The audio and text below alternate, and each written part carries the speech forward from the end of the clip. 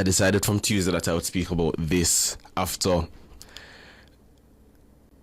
I saw something in the supermarket, Tana. There's something played out in front of me between a young man and an old lady. And it impressed me so much to the point where I was like, how many times do we speak about this or highlight it? Because the reality is, especially in this business and even in law, it's not really good news, Most of the times we're solving people's problems or bringing problems to the fore.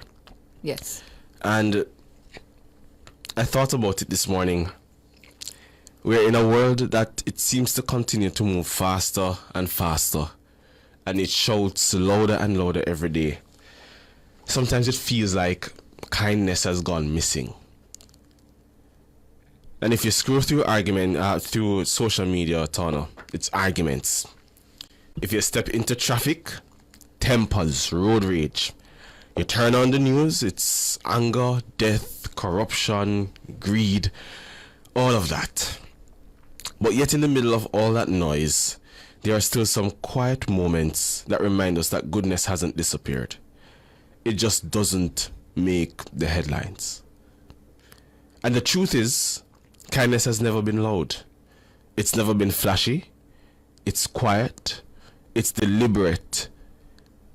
And I think it's resistance in its gentlest form. Because if you think about it, when you choose to be kind to someone who's rude, that's resistance. When you decide to forgive instead of retaliate, that's resistance. And when you check in on a neighbor who's struggling, or share what little you have, or offer a smile to a stranger who looks weary, that is resistance. You are pushing back against the world that says, look out for yourself, and saying instead, no, I still believe in compassion. And I remember Tuesday evening I was in the supermarket, and there was an older lady in front of me, about two persons in front of me. And she cashed her goods. She didn't have much goods, but she cashed her goods. And when it was time for her to pay, it seems like she was short on a few $100s, just a few $100, based on what I overheard. And I could see the look on her face. And I was watching because I was trying to figure out what was happening, and it seems as if she was ready to put some things back. And then the guy in front of me, perhaps we had the same thought at the same time. When I was about to step forward, he stepped forward. He was in front of me. And he said to the cashier, no, leave it alone. And gave the woman $1,000 to pay the rest of the bill. And that for me was a standstill moment. It was no big show, no camera, no applause. It was just kindness. And the lady tried to thank him. And he smiled and he said, it's all right, miss. One day I'm going to need somebody to do the same thing for me. And that line stuck with me. Because that's what kindness really is, Planting seeds you might never really need or see bloom. Now, don't get me wrong. Kindness doesn't mean weakness. It doesn't mean letting people walk all over you or turning a blind eye to the wrong. It just means choosing your response carefully. It's the strength to stay calm when provoked, to stay decent when disrespected, and to stay loving when life gives you every reason not to be. We often mistake loudness for power, but true power, the kind that builds nations and changes hearts, is quiet. It's the teacher who believes in a struggling student, the police officer who treats every citizen with dignity, is the politician who serves honestly even when nobody's watching.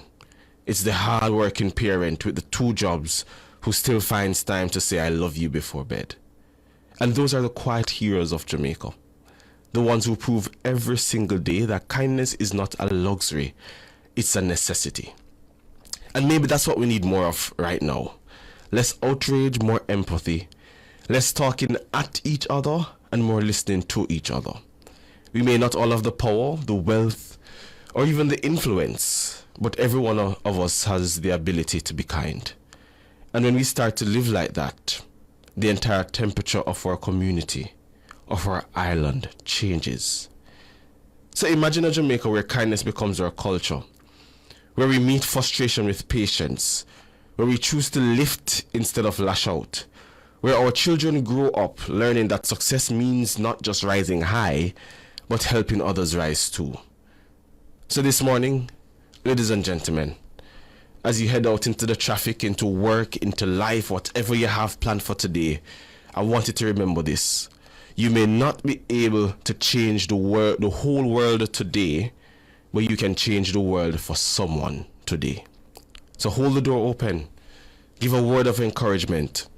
Offer a little grace. Be the calm in someone else's storm. Because in times like these, kindness isn't just niceness. It's courage. It's quiet resistance. And it just might be the loudest message of love Jamaica will ever hear. So as you go along your journey this morning, ladies and gentlemen, do one deliberate act of kindness today. Just one. One deliberate act of kindness today. Because kindness is courage. It's quiet resistance. And in a world where it's fast-paced, it's rough, we're always speaking about the hard issues and the tough issues, who needs to do what, when, and how, who is not doing what, when, and how. Let's just take today to just be kind. Because kindness, as quiet as it is, it's powerful.